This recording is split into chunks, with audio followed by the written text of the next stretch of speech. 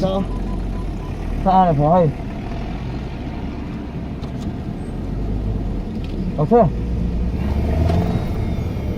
Đầu xe xoay. Đầu xe. Đánh xoay. Đầu xe xoay. Đầu xe xoay. Ốc kẹo à xoay.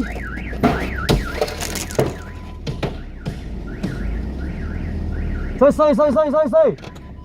Xoay xoay.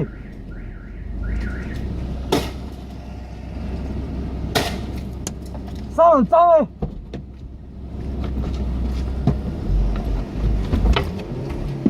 Sao muôn? Sao ơi, sao ơi, sao ơi, sao ơi. Xoay xoay xoay. Xoay. Phải cây. Phải cây. Bắt thằng đi. Xoay xoay xoay. Cây gì rồi?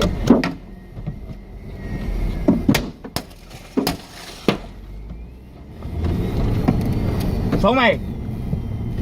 Sống mày. Hai mày. Cụi mày. 좀 쉬어. 왜 예. 쉬어?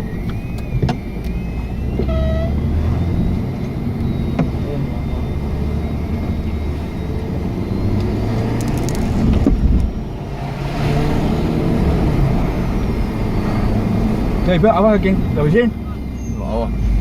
Sao không vào đi áo?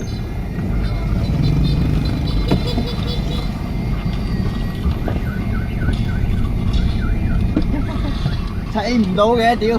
Đi đâu đâu.